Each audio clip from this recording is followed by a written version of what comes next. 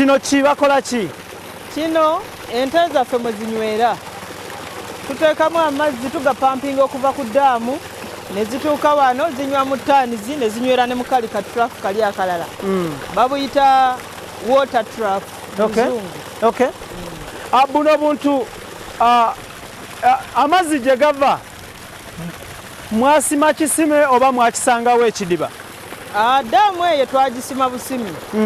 Twaleeta ekyuma twakipangisa miliyoni nga 11 nekijja nekisima ddaamu eyo okusobola okufuna amazzi. Amazzi ago engeri gye tuli nti tuli mu kikko gakulukuta okuva ku nsozi yonna mu budde bw'enkuba ne tugakuŋŋaanyiza mu ddaamu yaffe ente zaffe ne sobola okuganywako. So kino mukikola buli ddi na ddi? Kino ente zinywa amazzi buli lunaku. Tulina okupampinga amazzi gano buli kutandika ku ssaawa 5 kutandika ku ssaawa 6 paka ku ssaawa 8 zijja mu bitundutundu bwe zijja bwe zinywa endala bwe zigenda endala bwe zikomawo. Obuyonjo bw'amazzi gano buli butya? Obuyonjo bw'amazzi buno era ogalaba nti engeri gye nagambye nti gakulukuta okuva eri ku nsozi. Naye kye tukola mu ddaamu yaffe eri tusaamu omunnyo gwa kisula. Lwaki tusaamu omunnyo gwa kisula? Twamanya kisula mukisuula mu ddaamu eri? Kisula mu ddaamu. Lwaki mukisuula wano ne wali? Wano bwe tukisuula wano tujja kuba tukirina kyamaanyi kye tukoze. Kati bwe tusuula muli wano omunnyo tuba twonona mungi. Bwe tusuulamu obusawo bw'omunnyo muli mu ddaamu tuba tucreatinga mu Luzungu gye baliyita alkalinity water which is alkaline.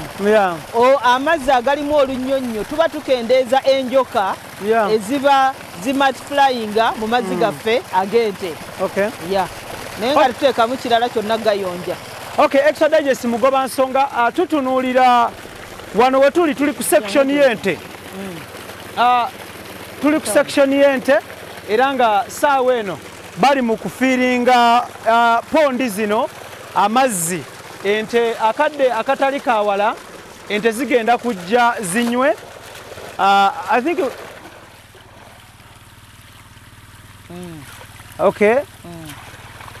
oba basikeeri basembeze emabega kiba kitya?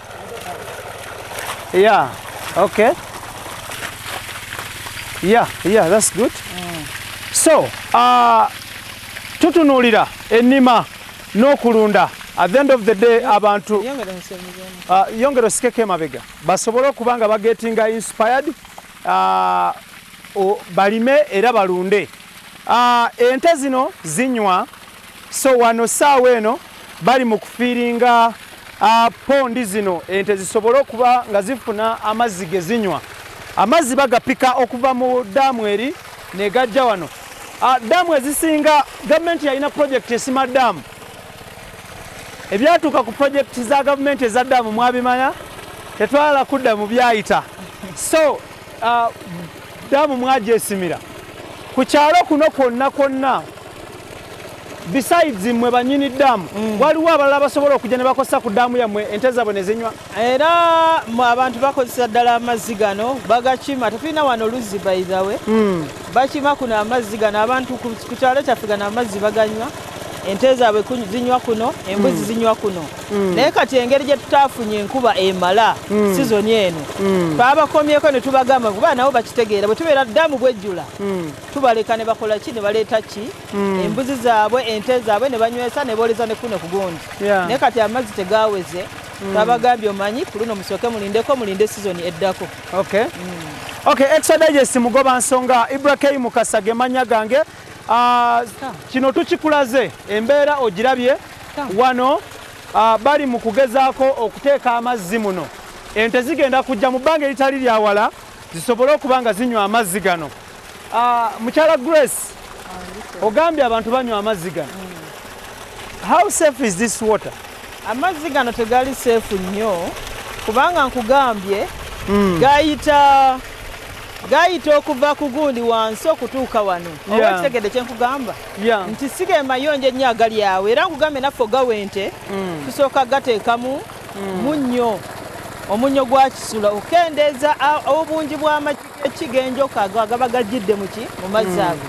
kati abantu ba bulijira tubakubikiriza abagakozesa bwa tebalina option ndala basooke gafumbako nga tebanaba gakozesa kola ki ganywa. But responding about your caution, because if you caution them and tell them boil this water before taking it, honestly, omuntu waba talina mazzi asobola waba talina mazzi ajjawa essente ezigula amanda oba okutyaba enkwe zinafumba amazzi ganaganywe.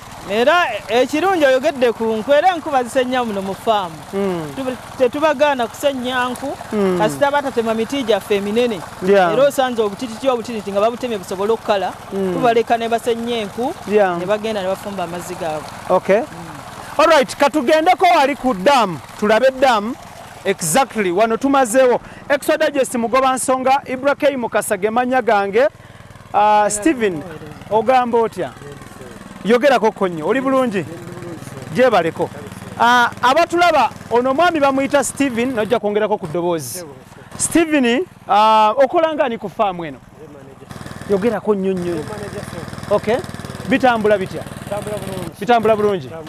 Okay, kino mukikola buli lunaku? Buli lunaku.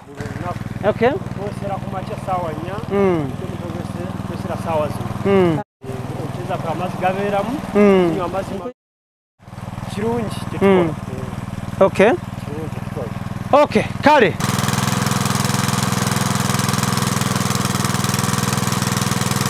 Exodigest Mugoba Nsonga Ibrahim Mukasage manya gange wano wetuli ente nga bwe twasoose okulaga nga bakuba amazzi gaveeri gajje wano zinywe era budde bwe buno budde bugenderedde saawa 10-11 zizino zizze kunywa. So tutunulire ente zino ziringa mu mmeka? Ente ziringanga mu bina nazo ziringa bina. Eno project yani? Project eno ya muzeeyi wange era gye nasangako ku faamu nga nzija okuleetako embuzi ya muzeeyi. Okay. So kitambula kiti ente zitambula zitya kitambula kyente? Ekyente muzeeyi wange basically alunda ente za borani okusingira ddala nene mulimu n'ezaffe ennyankole ezawano mu Uganda. Okay. Naye nga okusingira ddala muzeeyi atunda ku nte emirundi 2 omwezi. Okay. Tatera kutunda buli kaseera. Okay. Yeah. So abuzibu kyo bwe musinga okusanga mu kulunda ente? Obuzibu bwe tusinga okusanga mu nte nti amazzi gatubulako ekyo ekimu ku ekyo. We have tulina scarcity y'amazzi. Ekyokubiri tufunamu obulwadde bwa foot rot. Foot rot ebigere biri bye nagambye ente okulunda n'oluusi nga bw'olabye era bwe tubadde twakajja wano olabye ente z'abalala nga zisoose okujja okunywa ku mazzi gaffe tukyalemeddwa engeri gye tuzitangiramu okuyingira ku faamu. So ezimu ku bo tebagema kalusu ne weesanga nga ente naffe ezaffe zifunyeeko ku bulwadde bwa kalusu atusumbuwa nnyo olw'olumu. Okay. Naye nga ffe tugema naye era atusumbuwa. Bwe tutunuulira daamu eno oba pondi eno eri so open mugitangira mutya ku byokwerinda abantu omuntu ayinza okujja n'akola ekikyamu amazzi gano mugitangira mutya? Mulabyewo kafensi ako si buli omuntu ayingirayo tubapampingira amazzi ne bagajja eno naye era ekiri kye nagambye nti tukolagana wamu ne community etuliraanye amazzi gano bagakimako ne bagakozesa ewaka era mu budde obulungi osanga wano nga bali mukoza ngoye bozisa wano wantu tulina luzzi so tubaleka ne bakozesa ku mazzi abayina ebisolo byabwe nabo ne bajja ne bakola ki ne banywesezaako wana amazzi. So enkolagana eyo ennungi tuba tetufunangako buzibu n'abatuuze. Era nti ente ne bwe zibanga ente ebuze ente ng'ebuze tukola ki batukubira ne batugamba wano tulabawo ente ya muzeeyi bwogi ne tukola ki ne tugikima. So embuzi ozitrackinga by ear tags. Azine ente muzitrackinga mutya okumanya omuwendo gwazo ezadde biki? Ente zino ezimu twabeeranga ne tags naye tugenze tags tuzifezinga out. Lwaki? Tags tuzifezinga out ente bwe zagendanga mu ttale tags ezimu zakomekerezanga zikoze ekizibuzi. So tukyakozesa kye bayita branding tukubako erinnya lya muzeeyi ezimu osanga ziriko BW kitegeeza bwogi naye simanyi nasobola okukola ki tunasobola ozirabako n'olabako BW ng'eri ku kigundi. Okay. Ng'eri ku ku Lususu. Okay. All right, lastly nga tuwunzika abatulaba bali agadde okumanya ente zino kika ki ekisingamu obungi?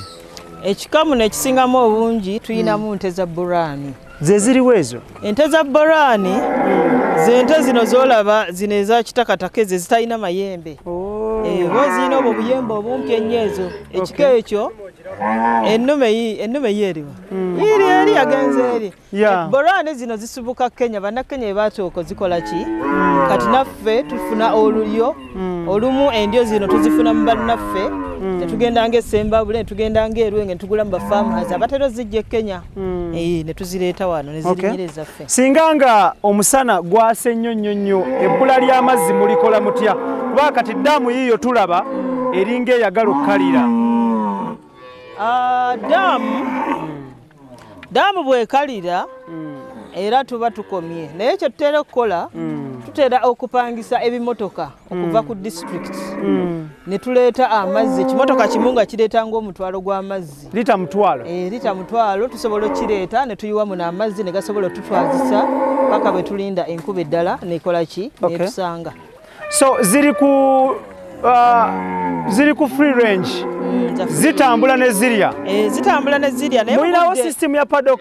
Tulinawo system ya paddock. Mu budde bw'omusana faamu eno engeri gyeri ennene, mu budde bw'omusana tufuna abatwokya. Batwokya nnyo eyo emabbali. Kati kye twakola twafuna radius okuva we tusula ewali ekiralo kyazo. Radius ya 2.5 ne twetolooza ne tugenda nga tukiryaringa ne tusibawo paddock.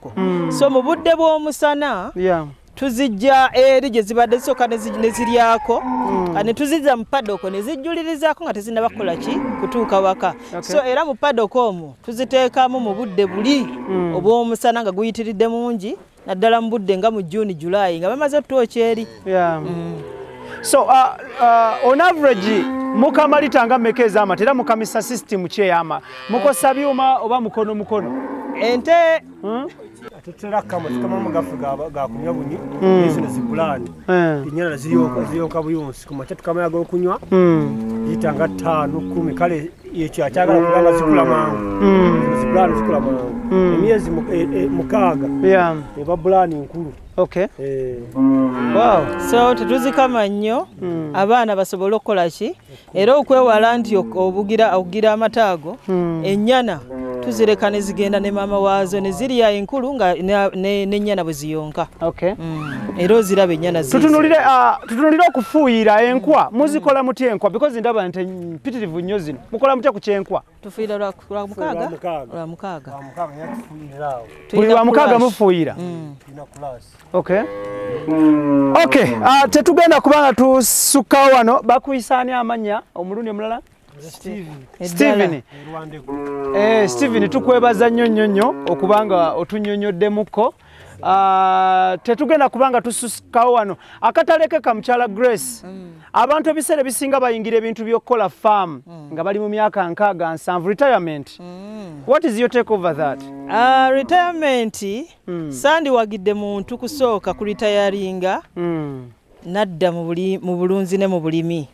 Obulunzi buno n'obulimi bukwetaaga mu myaka ng'okyali mutoototo. Tandika okuteekamu ssente mu bulunzi ne mu bulimi ng'okyali muvubuka muto, ssente bwe baweeri tandika n'ekitini ky'oyina oteeke ku faamu. Nti in such a way nti bw'oba otuuse ku retiringa oretiringa mu kintu ekyateekebwawo edda ojja kufuna pressure y'amaanyi. Okulunda kuno n'okulima kubeeramu pressure y'amaanyi nnyo. So tesaalyagadde muntu wa myaka 6 kutandika kino ekintu yalitandise gali mu myaka nga 3 oba 35. Okay, tweyanze gete tugenda kubanga tusukka wano. Ibrahim Kasage manya gange olunaku olwaleero tubadde Rakai era nga mu episode ya feno tubadde tutunuulira obulunzi bw'ente engeri gye balundamu ente era nga embeera yeno eriwo omusana mungi season ya musana era nga ebidiba ebisinga bigenze bikala abalunzi beekubirira nnyo enduulu eri gavumenti ku kyebidiba naye byatuuka ku ssente z'ebidiba mwabimanya ate abimanya bali bikutegeeza kati ekyo twakivaako twadda ku kirala tweyongerayo tugenda mu maaso omuntu omu yakwata akasente k'ebidiba n'akalya bwogu ng'ate ye sinte naye ye muntu n'alya akasente k'ente ak'ebidiba ekyo ne tukivaako tetujja kiddako naye bano bambi baasimawo ekidiba kyabwe wano kiri buwanvu ki by the way ekidiba ekyo kiri buwanvu ki nga 15 okuka wansi mita ate obugazi obugazi kiyinza okubeera mu mita nga 25 mita nga 25 okay Extra Digest mugoba nsonga Ibrahim Mukasa gemanya gange mbagaliza birungi byerere tubadde ku Bwogi Farms that is mu bitundu bye Rakai wetusinzidde olunaku olwaleero era nga episode yaffe yasooka twali tutunuulira amatooke ennima y'amatooke then era ne tuddako ne tubalaga episode engeri gye balundamu embuzi n'enkwata y'embuzi ku large scale ne ku small scale ate nga episode yaffe eyokusatu tubadde tutunuulira engeri gye balimamu kasooli okukola silage then n'enkwata y'ente n'ennunda y'ente ate nga njagala kwebaza management ya Bwogi Farms okutusobozesa okujja wano ne tukolerawoko special program about farming mu ggwanga Uganda. Lastly tumira ku bantu bonga tuwunzika batulabe yonna naddala balimi n'abalunzi bannange mbatumira nnyo mbagaliza omwaka omulungi ogutandise nentumira ku baana bange nentumira ne muzeeyi Bwogi eyampa omukisa guno okujja omuyambako ku mirimo gye wano ku faamu nanzikiriza nenkolera ku ttaka lye ne baganda bange bonna abali eyo. Wayogedde ku busa obwedde oyogera ku busa mu bitooke kati eno collection point y'obusa mu nte yonna tuvuddeyo ente zisula wano sibwa kiri so tutunulira obusa buno endi use y'obusa buno eriki endi use y'obusa buno buno obulaba kungulu bukalu naye munda bubisi kati tulina biogas yaffe gye tuzimbye twabukuŋŋaanyiza wano kubanga babadde bakyagizimba kati njagala mbatwale wali so buno mubukuŋŋaanya ddi naddi buno tubukuŋŋaanya ku makya nga bukyali bubisi ne tubukuba wano bwe tubukompactinga wano busigala nga bukyali bubisi kungulu bukala naye munda bukyali mubisi era bw'ofookola munda buba bukyali bubisi biogas yeetaaga obusa nga bubisi kati njagala mbatwaleyo mulabe kye tukola biogas eno ya metric engineer aliwa okay obusa bwaffe buli bwe tuvuddeko wali mu bulabye nti bubisi kati tukyabu mixinga wano mu mixture yaffe wano tubusaamu ne tusaamu amazzi ne tutabula ne bufuuka ng'obuugi kati obuugi wano waliwo wano ekinnyanga kinene nnyo kye baasima wano twakibiseeko ettaka nga kiringa ng'ensuwa gye bawumbye nga kigazi nnyo nnyo nnyo twakisibira muno munda kati tumala ne bujjulamu kati bwajjuddemu butandise okufuluma wano butandise okufuluma wano kino ekintu kino tugenda kijjuza tumale tuseeko kava yaffe eri obutakozinga accidents biogas ono akola mirimo ki biogas wano twagala tujjewo embeera y'okukozesa enku okwonoona obutonde tugenda mukozesa biogas ono tetwagala mukka ku faamu biogas ono tugenda mukozesa ekiyumba kyaffe ekyenkoko kirabe kitannaba kuggwa era wansi tugenda connectingayo ebbugumo eribugumya enkoko ento nga twakazireeta tutunulire kino ekinnya buwanvu ki kino ekinnya kino kye tuliko kino kiyinza okubeera mu fuuti nga 4 oba 5 so kikomye wano kikomye naye kati wano waliwo ekinnya kiyitirivu ekiva eri kye nabagambye